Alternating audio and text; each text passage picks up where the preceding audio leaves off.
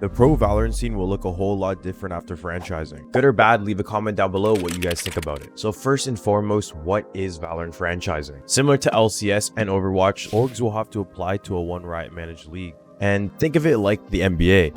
Once Riot has chosen the teams to join, instead of having the teams pay a lot of fees, they'll be the ones paying and missing out on millions instead. Also, they'll be giving out the teams an annual salary, plus extra revenue from things like Riot franchise skins or other in-game cosmetic items. Kind of like what happens to players when they get signed to the NBA and they get like Nike endorsements and other contracts.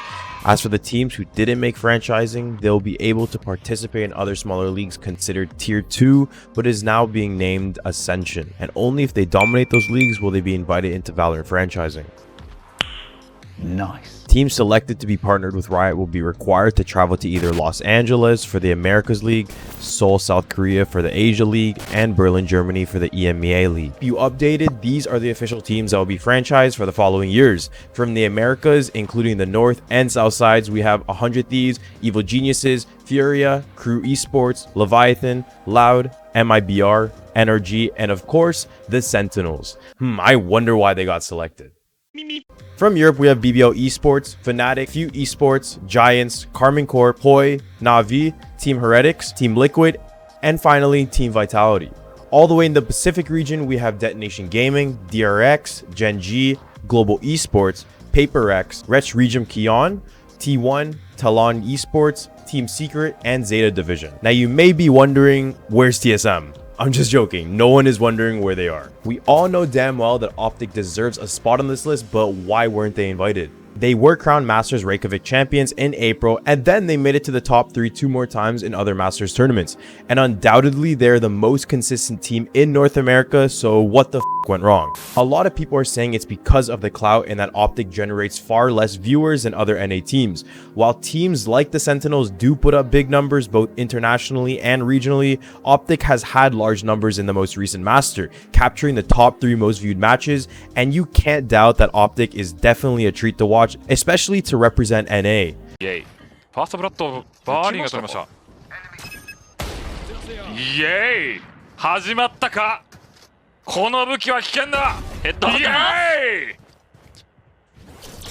イイエイイエイ早速エースなるか取り入ってますよイエイ見てる世界を見てるかこれがアメリカのチェンバーです When they say, okay, we need to TP away, but they're all 1 HP.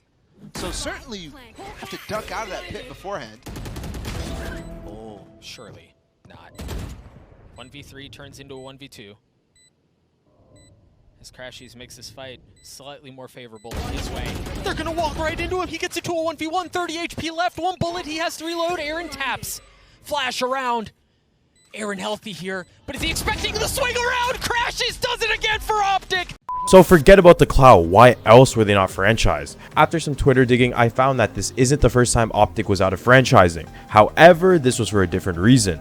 Back in 2017, Optic sold the majority of their shares to Infinite Esports and Entertainment, which were then bought up by Immortal Esports. The issue with this was that Optic was both franchised in both the Call of Duty and League of Legends League, and basically they sold the spot to another team, the Immortals. This definitely could have been the eye-opener for Riot just to say to themselves, why would we do business with a team that's in and out of esports? After the news was released, many people voiced their opposition via Twitter, with content producer Jake Lucky tweeting, quote, trying to wrap my head around Valorant franchising, yet one of the best teams in the world with the best player in the world somehow ain't in it. 5 teams for NA seems like it's gonna do some downright damage on the players, and teams left out. People are just not happy with this outcome, and for good reasons.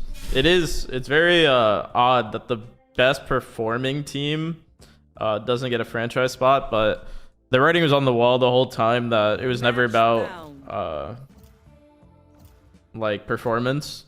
So basically all that means to me is performance meant nothing.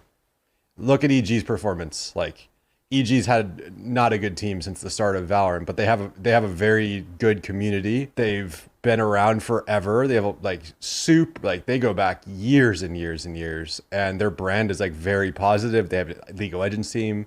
So, you know, performance didn't really matter at all. Otherwise Optic would have gotten in, right? I think it's kind of a mistake to only have 5 NA teams, because there's definitely more teams that deserve it. I would say like 10, but it makes it a very, very vicious space right now. Optic has every right to be franchised considering how good they are as a team, and of course, yay. Woo! Another team that caught many people by surprise for not making franchise was Europe's own FunPlus Phoenix. They were on a complete tear in the Europe scene and practically took down every team in front of them with ease. You never do that. They've got to get past That's a Viper no-no. Hasn't had the highest of impact so far. Oh, it gets a little dicey. But it will be Boaster to have his back. Now left on to Shao. First goes his way. He's been sublime so far in this map, this tournament, but there's still 2 more to go. First goal. He's gonna land the shot! A little late from Evolva. Now they know that he's actually up close. Or maybe they don't. Angel's walking around with no idea. Evolva spams an Enigma. He must be invisible because he's just taking them down. And no one's even firing back. There we go. Sagetsu's found him. Oh! Oh my god! No, he can't go for anything more, Sagetsu! This is ridiculous! He's gonna find out where the last man is. It seems like he had the information all along! What an ace from Sagetsu!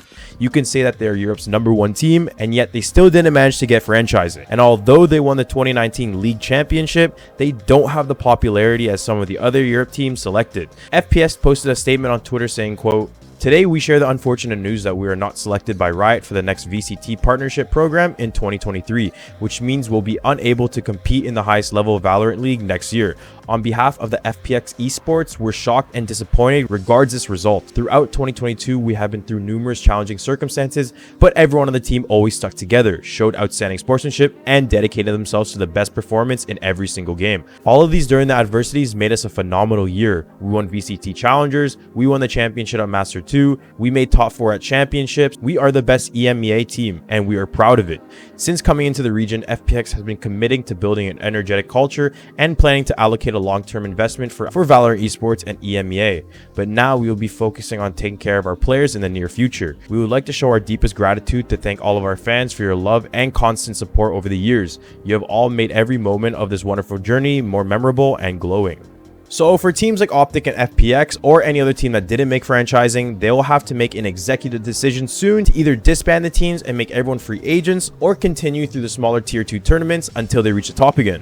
For teams like Optic, this is devastating. They are already top 3 in the last 3 Masters, so this only means they have to journey all the way at the top of the mountain to regain back their title. As of the date this video was posted, 2 of Optic's members have entered free agency, and these players include Optic Victor and Optic Crashies. This is mainly due to their contracts expiring, but regardless, this was an expected outcome for these teams. In response to their tweet, Ye responding, quote, "Good luck, my guy. Thanks for all the memories over the year. Will be something I remember forever." I'm crying over here because how could this happen to the best team of NA? This would also mean that the rest of Optic will be planning to relocate to other orgs. So the big question is, where will El Diablo go? That's all up for speculation though. That is all on Valorant franchising. Let me know what you guys think about it. Is it a good thing? Is it a bad thing? Should Optic be reconsidered? So many questions to ask, so write them down in the comment below and I'll check them all out. Thanks for watching the video, and remember, if you have no life, you probably game.